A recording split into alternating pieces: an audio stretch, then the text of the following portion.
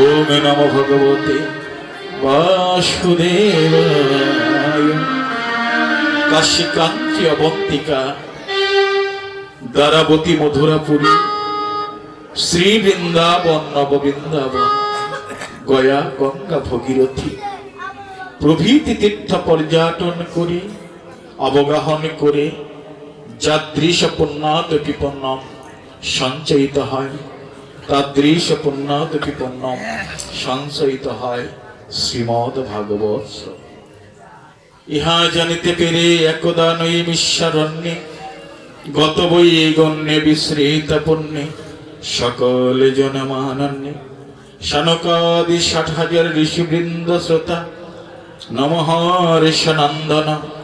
গোবিন্দের চরণ পরায়ণ শ্রীলসুত সুখদেব গোস্বামী মহাশয়। এদিকে অতীতের ব্রহ্ম অভিশাপগ্রস্ত হয়ে হৃদয় প্রস্থ গিয়ে গঙ্গা তীরস্থ রাজাধিরাজ ধর্মরাজ চক্রবর্তী মহারাজ ব্যাসতনয় গোবিন্দের চরণ পরায়ণ শ্রীরামকৃষ্ণ পরমহংস চূড়ামণি বৈষ্ণব তিলকিত মায়াকৃত পুরুষ শ্রীলসুত সুখদেব গোস্বামী চরণ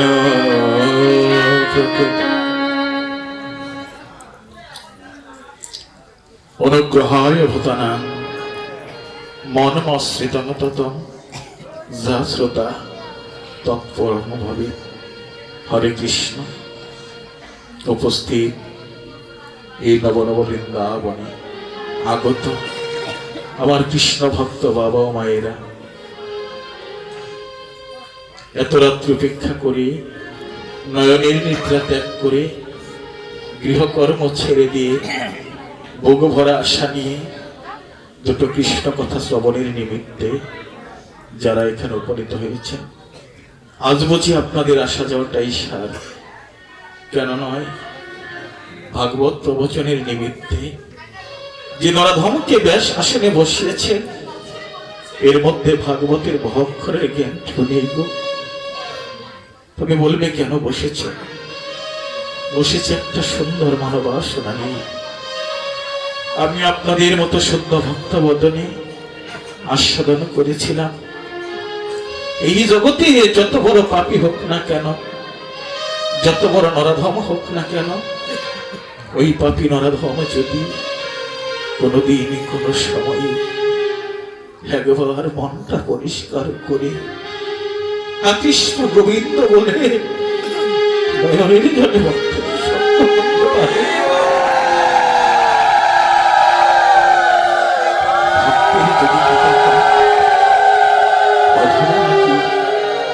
উত্তম হয়ে যায়। তাই এই অধমটা আপনাদের চরণের প্রত্যাশা। বাবা, পূর্ব জন্মে না জানি কত স্বীকৃতি করেছিলাম, সেই স্বীকৃতির ফলে আমার পিতামাতা সুসময় দেখে ধরা এনেছিলেন বিধায় আজ আমার এই জন্ম, এই নয়ন সার্থক হলো আপনাদের মতো শুদ্ধ ভক্তের দর্শনে। এই যাদের কৃপায় এই ধরা এসেছি, সেই জন্মদাতা পিতা গর্ভধারিণী মাতার রাতুল চরণে জানাই দণ্ডবোধ প্রণাম। অধমকে যিনি দীক্ষা শিক্ষা দিয়ে আপনাদের মতো শুদ্ধ ভক্তের সঙ্গ করার সুযোগ দিয়েছেন, শ্রী শ্রীপাদ গুরুদেবের রাতুল চরণে জানাই প্রণাম। এখানে উপস্থিত আছেন আমার ভাগবত শিক্ষার গুরুদেব, আমি তার কাছে সশ্রদ্ধ নিবেদন। আমি দিল্লির বাহিরে যেখানে ভাগবতে যাই সেখানে আমি পাঠক, কিন্তু এখানে আমি আপনাদের সন্তান, গ্রামের ছেলে। আমার বলনে বচনে অনেক ভুল হবে, নিজের সন্তান নিজের ভাতা মনে করে ক্ষমা সুন্দর দৃষ্টিতে রাখবেন। সাধুগুরু বৈষ্ণব, কি আছে এই ভাগবতে? কেন আসব? বাড়িতে কত দামি পালঙ্ক খাট ছেড়ে কেন এই ধুলায় বসে সাধু বৈষ্ণবের সঙ্গ করব, কি অভাব আছে আমার এই জগতে? কোন অভাবের কারণে আজ এই ধুলায় বসে সাধু সঙ্গ করব? ভাগবত বললেন, সমস্ত তীর্থ পর্যটন করে যে ফল তুমি লাভ করবে, তাহার অধিক অধিক ফল লাভ করবে শ্রীমদ্ ভাগবত শ্রবণ করে। বাবা, আপনারা সকলেই জানেন, রাজা পরীক্ষিত মহারাজ ব্রহ্ম বিষাদগ্রস্ত হয়েছিলেন। তিনি জানতে পেরেছিলেন তার আয়ুবেলা সপ্তম দিবস, সপ্তম রাত্রি, সপ্তম দিবস অন্তে তক্ষক দংশনে তার মৃত্যু ঘটিবে। এমনটা জেনে অশ্রুসিক্ত বদনে রাজ্যে গিয়ে স্ত্রী পুত্রকে ডেকে বলেছিল, হে আমার স্ত্রী পুত্র কন্যা, তোমাদের জন্যই তো সারা জীবন মাথার ঘাম পায়ে ফেলেছি, তোমাদের সুখের জন্য আমার নিজের জীবন থেকে বিলিয়ে দিয়েছি। এই জগতে তো তোমরা ছাড়া আমার আপন কেউ নেই, এই জগতে তোমরাই আমার বান্ধব। আমি তোমাদের কত প্রিয়জন, তাই না? আমাকে তোমরা এক বিন্দু জল সেবা না দিয়ে নিজে জল সেবা করো না। আমি যতক্ষণ পর্যন্ত নিদ্রা না যাই, ততক্ষণ পর্যন্ত তোমরাও নিদ্রা যাও না। আমি তোমাদের কাছে এত প্রিয়, যদি এত প্রিয়জন আমি হয়ে থাকি, তাহলে বলে দাও, আমার আয়ুবেলা তো সপ্তম দিবস। এই সপ্তম দিবস অন্তে যখন দেহ থেকে প্রাণ পাখিটা বেরিয়ে যাবে, সেই দিন কি তোমার আমার বাধ্যম হবে? রাজা পরীক্ষিতের বচনে স্ত্রী পুত্র কন্যা সকলেই বলে দিল, এই জগতে যেমন করে তুমি এসেছ, তেমন করে আমিও এসেছি, তেমনি ভাবেই চলে যাব। মায়ার সংসারে মাত্র কিছুক্ষণের অতিথি আমরা তো তোমার কেউ বান্ধব হব না। রাজা পরীক্ষিত আজ সংসারের এমন খবর শুনে, স্ত্রী পুত্রকে এমন ভাবনা দেখে নয়নের জলে কেঁদে পড়ছে, গোবিন্দ, আমি কি করেছি? আমি সারাটি জনম যাদেরকে আপন ভেবে তোমাকে ধরে রেখেছি, আজকে তো দেখলাম তারা আমাকে পর করে দিল। এই জগতে তো আমার আপন বলতে কেউ রইল না। বাবা, শুধু কি রাজা পরীক্ষিতের কথা? আপনার আমারও তো একই গতি। এই সংসারে আপনার মূল্য কতক্ষণ জানেন? শরীরে শক্তি আছে যতক্ষণ, পকেটে টাকা আছে যতক্ষণ, তখনই আপনি সংসারের কারো প্রয়োজন। পকেটের টাকা শরীরের শক্তি যেদিন ফুরিয়ে যাবে, সেই দিন বুঝে নেবেন এই জগতে আপনি কারো প্রিয়জন হতে পারেননি। সকলেই ছিল মাত্র আপনার প্রয়োজন। আপনার সেই প্রয়োজন যখন ফুরিয়ে যাবে, অছাড় অবস্থায় বিছানায় শুয়ে কাঁদবে, চরণ চলিবে না, বদনে কথা বলবে না, সেই দিন আপনার বান্ধবে কি হবে? এই সেই দিনের কথা চিন্তা করে রাজা পরীক্ষিত রাজবেশ পরিত্যাগ করে একটা ভিক্ষার ঝুলি স্কন্ধে নিয়ে রাজ্যটা পুত্র জন্মের হাতে তুলে দিয়ে চলে গেলেন সর্বস্ব ত্যাগ করে গঙ্গার তীরে। যখন গঙ্গার তীরে যাচ্ছেন, পুত্র ডেকে বলল, বাবা, তুমি যে সবকিছু ছেড়ে চলে যাচ্ছ, ভিক্ষার ঝুলিটা কেন কাঁধে নিয়েছ? রাজা পরীক্ষিত পুত্রকে বলেছিল, বাবা রে, পাপী দেহে তো কোনোদিন সাধুগুরু ভক্তের সঙ্গ হলো না, এই পাপী দেহে তো কোনোদিন বৈষ্ণবের চরণ ধুলি পড়লো না।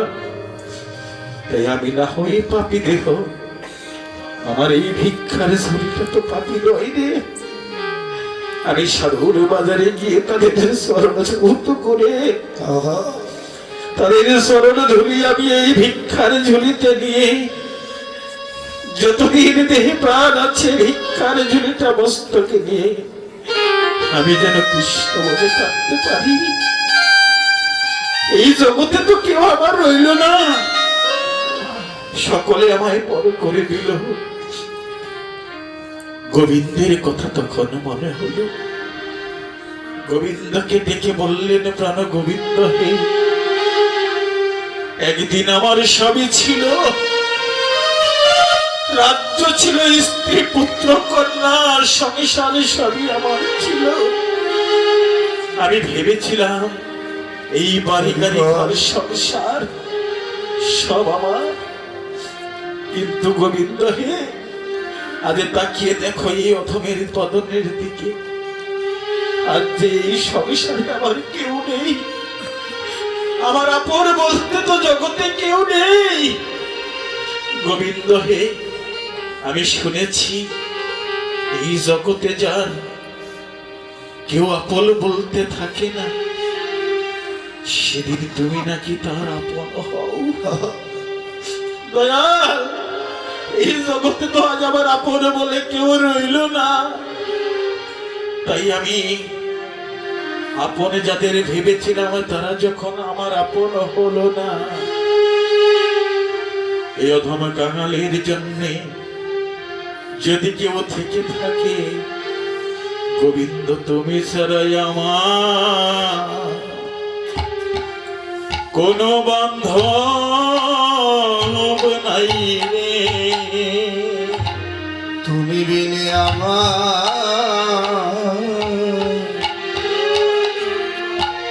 গোবিন্দ বান্ধব,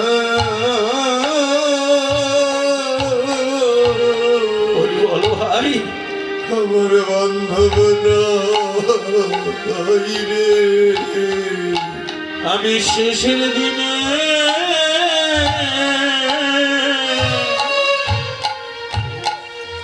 এসে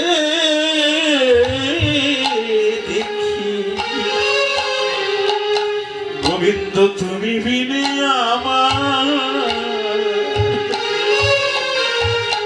কোনো বান্ধব নাই। আমি শেষের দিন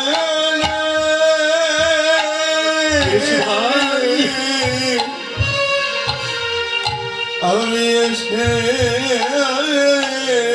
দেখি, গোবিন্দ তুমি বিনে আমার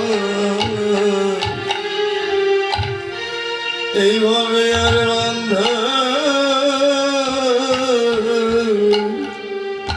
আমার বান্ধব নাই। যেদিন আমার বলতে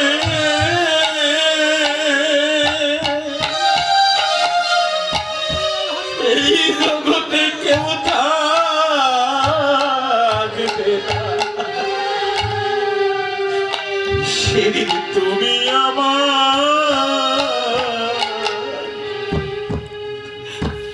বান্ধব হইও। যেদিন আপন বলতে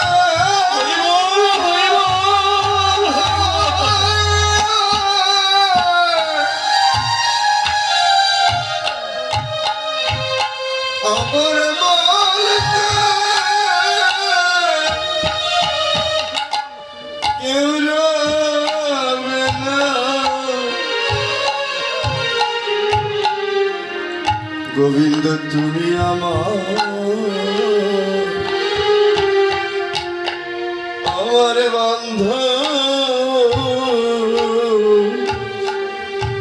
বান্ধব হইয়া।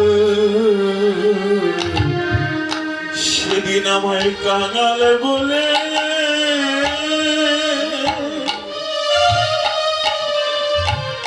আমায় কাঙাল বলে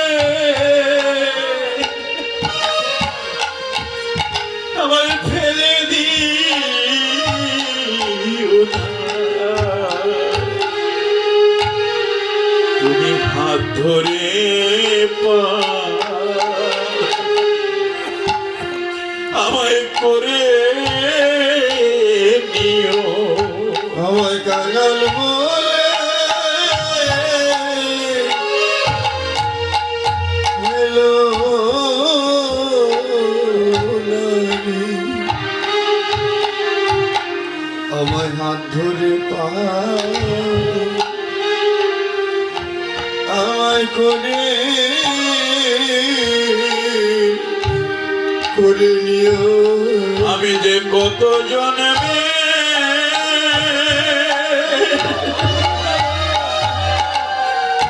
কত জন্মে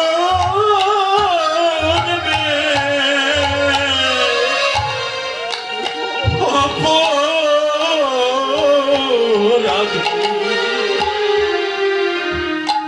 তুমি কৃপা করে আমায় গ্রহণ করো। আমি যে কত জন্মে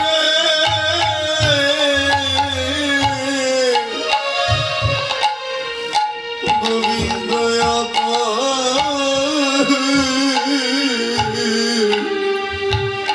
অপরাধী,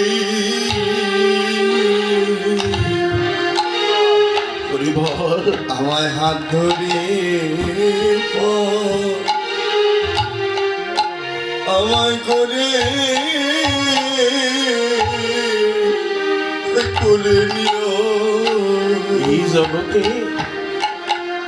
বিষয়ের প্রতি আসক্ত হয়ে কোনদিন তো তোমায় জানবার সুযোগ পাইনি। এই শেষের দিনে তোমার চরণে আমার এই মিনতি লিখে দিলাম। এই বলে তখন ধুলাই গড়াগড়ি দিয়ে কাঁদছে স্বর্গের দেবতারা। আজ তারা নয়নের জলে ফেলে বলছে, দেখো দেখো মানব, এই জীবনে তুমি কি নিয়ে এসেছো আর কি নিয়ে যাচ্ছ, কিসের জন্য আসলে আর কিসের জন্যই চলে গেলে, তোমার সম্বল বলতে কি নিলে, পারের করে কি সঞ্চয় করেছ? যদি পারের করে সঞ্চয় করতে চাও, পরীক্ষিতের মতো সবকিছু ত্যাগ করে সময় থাকতে গোবিন্দের ভজনে চলে যাও। আজ পরীক্ষিত মহারাজ যখন ক্রন্দন করছে, সেখানে উপনীত হয়েছেন 60,000 মণি ঋষিগণ। তাদের চরণে দণ্ডবত প্রণাম করে বলছে, প্রভু হে সাধুগুরু বৈষ্ণব, আমার উপর না হয় অভিশাপ হয়েছে, তাই আমি সবকিছু ছেড়ে চলে এসেছি। তোমাদের কি হয়েছে? তোমরা কেন এসেছ? তোমাদেরও কি এমন অভিশাপ হয়েছে? বলছে না গো, এত বড় ভাগ্য করিনি যে এমন সৌভাগ্য আমার হবে। সৌভাগ্য কাকে বলছো? রাজা পরীক্ষিত, আমরা সৌভাগ্য বলছি তোমাকে। জানো তুমি কত সৌভাগ্যবান। তুমি যখন মা উত্তরার গর্ভে ছিলে, কত অস্ত্র দ্বারা তোমাকে মারবার চেষ্টা করেছিল। সেই দিন স্বয়ং রাধা মাধব সেদিন তোমায় গর্ভেই রক্ষা করেছিল। মাতৃগর্ভে যাকে ভগবান রক্ষা করে, তার মতো পরম ভক্ত এই জগতে কি আছে বলো? শুধু তাই নয়, এ পরীক্ষিত, আমরা এখানে এসেছি, বসেছি, উঠতে পারবো কিনা তাও জানি না। আমাদের আয়ুবেলা কখন ডুবে যাবে জানি না। তুমি তো তবু জানতে পেরেছো তোমার আরো 7 দিনের সময় আছে। কৃষ্ণ ভজনে চলে এসেছ, তাই আমরা তোমাকে সৌভাগ্যবান মনে করে তোমার চরণ ধরে শিরে নিয়ে শেষের দিনে যেন স্বয়ং রাধা মাধবকে দর্শন করতে পারি, সেই বাসনা নিয়ে এসেছি। পরীক্ষিত মহারাজ বললেন, তাই যদি হয় তবে আপনারাই হবেন আমার বান্ধব। সেই বান্ধব হয়ে বলে দেন, জীবনে তো কোনোদিন সাধু স্বপ্ন করিনি, হরিকথা শ্রবণ করিনি, গুরু গোবিন্দের গুণকীর্তন করিনি। আমার এই জীর্ণ তরিখানা কি করে উদ্ধার পাবে? বলছে তুমি ভাগবত কথা আস্বাদন করো, সাধুগুরু বৈষ্ণবের সঙ্গ করো, সাধুগুরু বৈষ্ণবের চরণ ধরে শিরে ধারণ করে কৃষ্ণ কৃষ্ণ বলে এই জগৎ মাঝে তুমি লুকিয়ে পড়ো।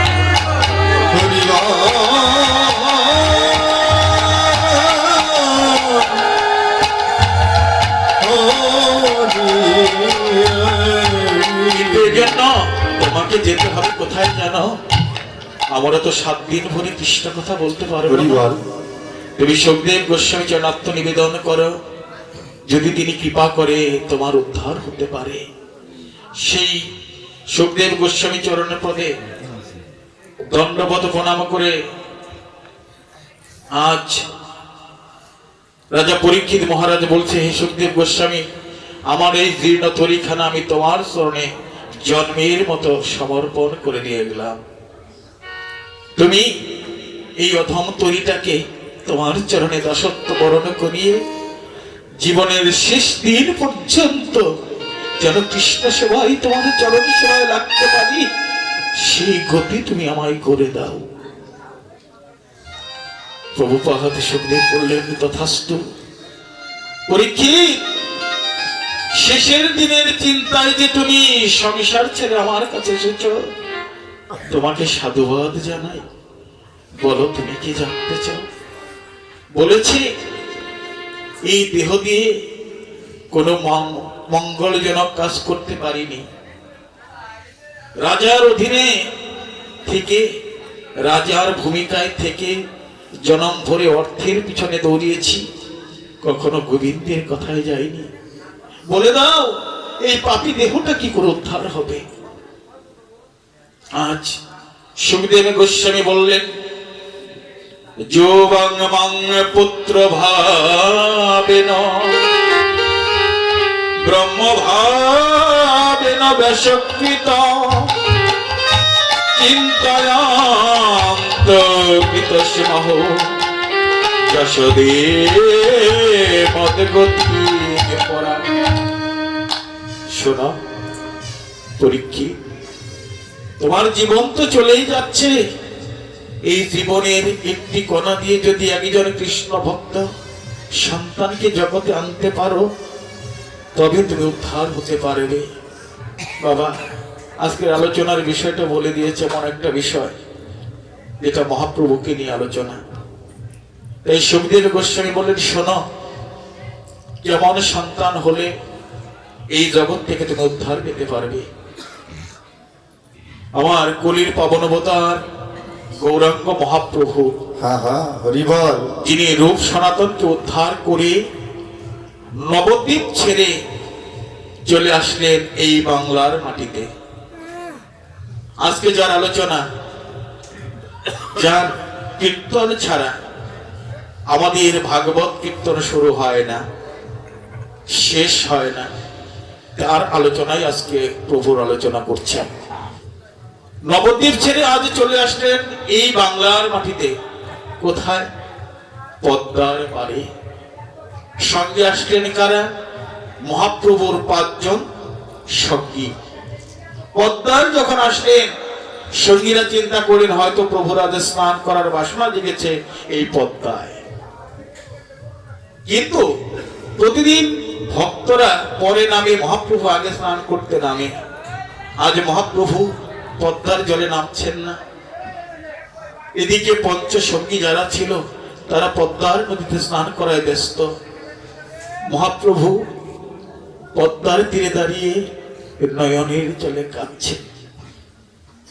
এমন কাঁদিতে কাঁদিতে কখন যে মহাপ্রভু বক্ষ জলে চলে গিয়েছে নিজেও জানে না।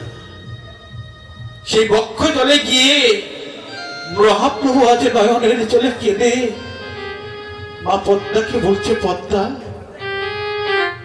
পদ্মা, আমি এসেছি তোমার কোলে, তোমাকে কিছু দিয়ে যাব বলে। তুমি জাগ্রত হও। মহাপ্রভুর চরণ যখন পদ্মায় পড়েছে, মা পদ্মা নয়নের জল দ্বারা মহাপ্রভুর চরণ ধৌত করছে আর বলছে, আজ আমার জনম প্রতিধন্য হয়ে গেল। আজ আমার বক্ষে মহাপ্রভুর চরণ পড়েছে। যখন চরণ ধৌত করছেন, মহাপ্রভু দুটি বাহু উত্তোলন করে নয়নের জলে কেঁদে ডাকছে, নরু নরু রে, নরু নরু বলে মহাপ্রভু উচ্চস্বরে ডাকছেন। পঞ্চসঙ্গী যারা ছিল তারা মহাপ্রভুর কাছে এসে বললেন, প্রভু আপনাকে তো এমন করে কোনোদিন কাঁদতে দেখি নাই, আপনি আজ কাঁদছেন কেন? মহাপ্রভু বলছে, ওরে আমি তো কাঁদতে চাই না, কাঁদে আমার এই নয়ন। আমি কখনো কাঁদতে চাই না, কাঁদে আমার এই নয়ন। প্রভু নয়নী যদি কাঁদলো, নরু বলে তুমি কাকে ডাকলে? এখানে তো আমার নরু নামে কেউ নেই। মহাপ্রভু বলছে, ওরে আমি যাকে ডাকছি সে একজন পরম ভক্ত। প্রভু আমি সেই ভক্তটা কোথায় একটু দেখে দাও, তার দর্শন করে তার চরণ ধুলি মস্তকে নেই। মহাপ্রভু বললেন, ওরে আমি তাকে ডাকছি তার এখনো জন্মই হয়নি। প্রভু তুমি তাকে ডাকছো, তার জন্মই হয়নি, সে কি করে তোমার ডাকে সাড়া দেবে? বলছে, ওরে আমি যে ভক্তির অধীন, ভক্ত যখন একবার আমায় ডাকে আমি ভক্তকে 10 বার ডেকে বক্ষে জড়িয়ে নিই। এই ভক্ত সেই বিরহে আজ ভক্তকে ডাকছি। প্রভু আজ পদ্মাকে ডেকে বললেন, পদ্মা এই যে আমার নয়নের জল দিচ্ছ, এটা শুধু আমার নয়নের জল নয়, এর মধ্যে আছে কৃষ্ণ প্রেমধন। এই কৃষ্ণ প্রেমধন আমি তোমার কাছে গচ্ছিত রেখে গেলাম, আজ তুমি এটাকে বক্ষে ধরে লালন পালন করবে। পদ্মা বলছে, আমি না জানি কত জন্মের সৌভাগ্যবতী, আজ কৃষ্ণ প্রেমধন মহাপ্রভু আমাকে দিলেন। বলছে, পদ্মা তুমি তোমার বেদি মন্দিরে এটাকে রেখে দিও, আমার একজন ভক্ত আসবে তোমার জলে স্নান করতে, সেই ভক্তকে তুমি দিয়ে দিও। পরক্ষণেই পদ্মার মন খারাপ হয়ে গেল, কৃষ্ণ প্রণধনে পেয়ে উনি আর একজনকে দিয়ে দেব। বলছে, মন খারাপের কিছু নেই রে, এই কৃষ্ণ প্রেমধন তোমার কাছে রেখে যাচ্ছি, এর সম্পূর্ণ দিয়ে দিলেও কখনোই তোমার প্রেম ভক্তি কমবে না। বলছে পদ্মা, প্রভু হে আমার বক্ষে তো কত ভক্তই স্নান করতে আসে, আমি কি করে বুঝবো তোমার সেই ভক্ত এসেছে? মহাপ্রভু বলছে, শোনো, আমার ওই ভক্ত যেদিন তোমার এই জলে পদ্মার জলে চরণ ঠেকাবে, সাথে সাথে তোমার যৌবন ফিরে পাবে, তোমার ঢেউ শত শতস্র গুণ বেড়ে যাবে। যখন ঢেউ বেড়ে যাবে সেই দিনে বুঝবে সেই ভক্ত আমার এসেছে, কৃপা করে তাকে প্রেমধন দিয়ে দিও। এই বলে মহাপ্রভু গম্ভীরায় চলে গেলেন সন্ন্যাস নিয়ে। এদিকে পদ্মার পাশে একটা গ্রাম, সেই গ্রামের রাজা ছিলেন কৃষ্ণানন্দ দত্ত, মাতা ছিলেন নারায়ণী দেবী। সর্বদা গোবিন্দের কাছে কেঁদে বলে, গোবিন্দ হে এই জগতে টাকা পয়সা ধন সম্পদের কোনো অভাব নেই, আমার একটাই কেবল অভাব, এই জগতে আমি যে কোনো সন্তানের মা হতে পারিনি। রাজা বলে, আমি সন্তানের পিতা হতে পারিনি, আমার মনে বড় বাসনা, আমি একটা সন্তানের পিতা হয়ে সন্তানকে কাঁধে নিয়ে এমন সাধুগুরু বৈষ্ণবের সঙ্গ করবো।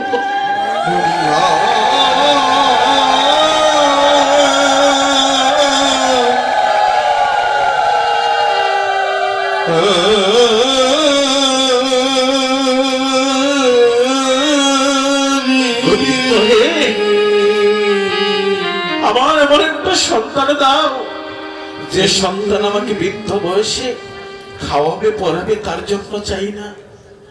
এমন একটা সন্তান আমাকে দাও, যাকে নিয়ে কৃষ্ণ ভক্তের সঙ্গ করতে করতে এই অধমের যখন বিদায় বেলা এসে যাবে, ওই সন্তানের বদনে কৃষ্ণ কথা শ্রবণ করতে করতে আমি যেন দেহ ত্যাগ করতে পারি। দেখো বাবা, কামনাটা কেমন, বাসনাটা কেমন। আমরা পুত্র সন্তান কামনা করি, সেই বয়সে হাতের লাঠি হবে। আর কৃষ্ণানন্দ দত্ত বলছে, সেই বয়স আমাকে খাওয়াবে পড়াবে এমন সন্তান চাই না, যে সন্তানের বদলে কৃষ্ণ নাম শ্রবণ করে আমি উদ্ধার হতে পারবো, এমন একজন সন্তান দাও। ডাক যখন সঠিক হয়, গোবিন্দের চরণে সেটা পৌঁছে যায়। গোবিন্দ বলেছেন, অনন্য চিন্তয়েতে যে জনামাঙ্গে পরির্যপাসতে তাহো নিষ্কাম বৈকুণ্ঠম ও সহৎমম। একনিষ্ঠ ভাবে যে আমাকে ভজনা করে, আমি তাকে করুণা করে থাকি। আজ গোবিন্দের কাছে ডাকটা পৌঁছে যায়। দিনে দিনে মা গর্ভবতী হয়। 10 মাসে 10 দিনে একটা পুত্র সন্তানের জন্ম হয়। পুত্র সন্তান হয়েছে জেনে রাজা আশেপাশের রাজ্যের সমস্ত ভক্তকে ডেকে, ব্রাহ্মণকে ডেকে যে যাহা চাচ্ছে তাকে তাই দিচ্ছে। আনন্দে আত্মহারা হয়ে সন্তান হয়েছে। সকলে রাজার ছেলেকে দেখতে এসেছে। দেখে দেখে বলছে, এমন সন্তান হয়েছে রাজা, রাজার ছেলে হবে সুন্দর, এ হয়েছে কালো বর্ণের, এটা নাকি রাজার ছেলে। মা বলছে, ওরে হোক সে কালো, হোক সে কানা, হোক সে পঙ্গু, তবু তো আমার মা বলা কৃষ্ণ বলা বাকি। এই জগতে আমার মতো সৌভাগ্যবতী আর কেউ নেই। এই বৈষ্ণবগণ যারা এসেছ, তারা আশীর্বাদ করে দাও, আমার সন্তান যেন একজনে কৃষ্ণ ভক্ত হয়। দিনে দিনে সন্তান 5 বৎসরের হয়ে গেল।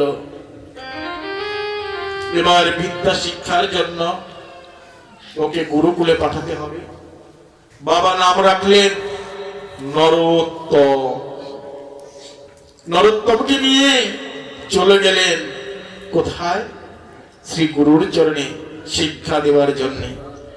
গুরু ছিলেন শিক্ষাগুরু কৃষ্ণচন্দ্র পণ্ডিত। সেই পণ্ডিতের কাছে গিয়ে বললেন, হে পণ্ডিত মহাশয়, আমার ছেলেকে আপনার মতন একজন পণ্ডিত করে গড়ে তোলো। পণ্ডিত বালককে জিজ্ঞাসা করলো, বাবা তুমি কি এখানে লেখাপড়া করতে চাও? যদি এখানে লেখাপড়া করতে চাও, তবে রাজার ছেলের ভাব ধরে থাকলে তুমি কোনোদিনই কিছু পাবে না। তুমি যদি ভাবো আমার পাশে যে বালক, সেও যে আমিও তাই, সেই ছাত্র সুলভ আচরণ নিয়ে যদি থাকতে পারো, আমি তোমাকে শিক্ষায় শিক্ষিত করতে পারবো। বাবা চলে গেলেন। নরোত্তমকে পণ্ডিত কৃষ্ণচন্দ্র ডেকে বললেন, বাবা মা বাবার কাছে ছিলে 5টা বৎসর, সরিয়া সরিয়া কখন তুমি কিছু শিখেছ? হ্যাঁ গুরুদেব, তা শিখেছি।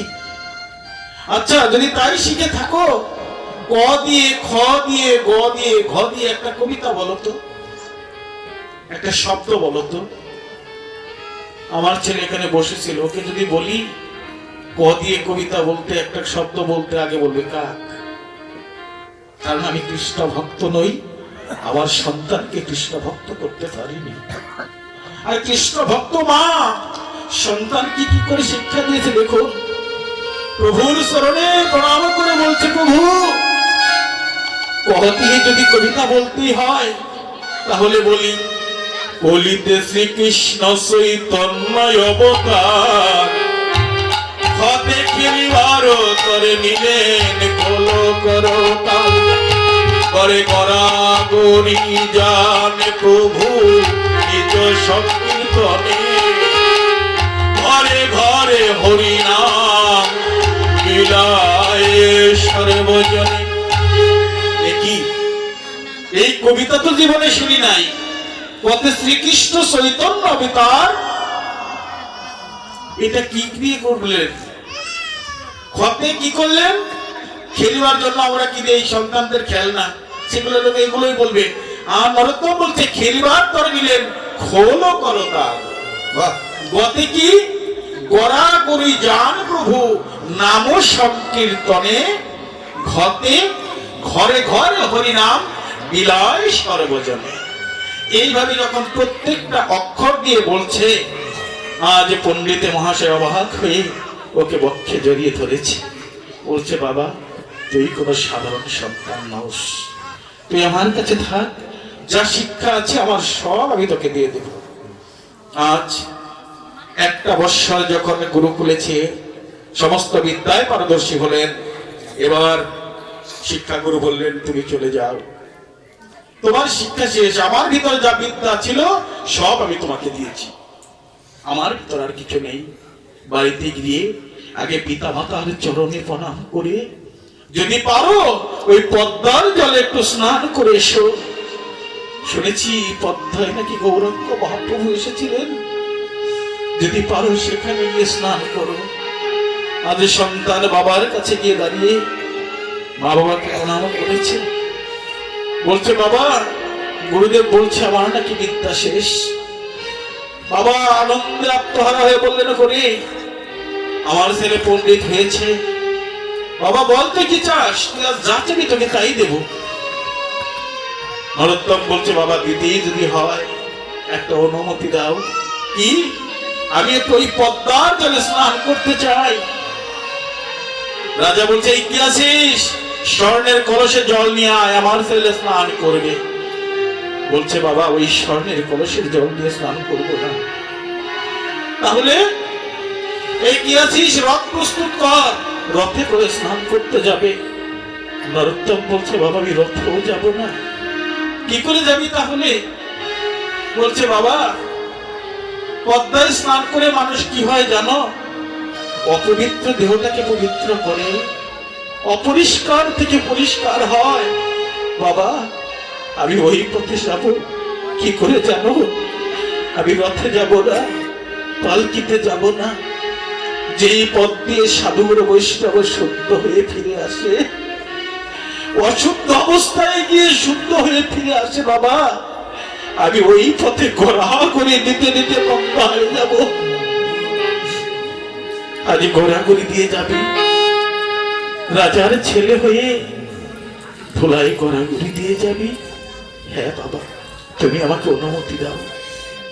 চারজন প্রহরীকে দিয়ে পদ্মায় পাঠিয়ে দিলেন। নরোত্তম ধুলাই ঘোরাঘুরি দিতে দিতে পদ্মায় যাচ্ছে। আমরা নদীতে গিয়ে আগে কি করি, চরণটা নামিয়ে দেই, পাটা নামিয়ে দেই, এটা অপরাধ। যদি কখনো পারেন আগে নদীতে আগে জলে গিয়ে জলটাকে প্রণাম করে নেবেন, ওটাকে সেরে নিয়ে তারপরে স্নান করবেন। আজ নরোত্তম ঘোরাঘুরি দিতে দিতে যখন মস্তকটা গঙ্গায় লেগেছে, পদ্মায় লেগেছে, পদ্মা আজ শতগুণ ঢেউ বৃদ্ধি পেয়েছে। পদ্মা বুঝতে পেরেছে সেই ভক্ত এসেছে। প্রবল একটা ঢেউ এসে নরোত্তমকে নদীর মাঝখানে নিয়ে গিয়েছে। এদিকে প্রহরীগণ চিন্তা করছে রাজার ছেলে বুঝি ডুবিয়ে যায়। এদিকে মা পদ্মা যখন তার গর্ভের অর্থাৎ মাঝ নদীতে নিয়েছে, ওখান থেকে নিচের দিকে টেনে মা পদ্মা নিজের কোলে নরোত্তমকে বসিয়েছে। নরোত্তম বলছে, তুমি কে? বলছে, আমি পদ্মা। যদি আমায় কৃপা করে তোমার কোলে বসালে, তোমার সন্তান হয়ে তোমার কাছে একটা জিনিস চাই। কি চাও বাবা বলো? বলছে, তোমার কাছে নাকি মহাপ্রভু কৃষ্ণ প্রেমধর রেখে গিয়েছে। জানি সেই কৃষ্ণ প্রেমধর পাওয়ার যোগ্য আমি নই, তবু যদি সন্তান মনে করে কিঞ্চিত প্রেমধর তুমি আমায় দাও। মা পদ্মা আমি বলছি, কথা দিলাম এই জন্মটা আমি তোমার শরণে নিয়ে দিয়ে যাব।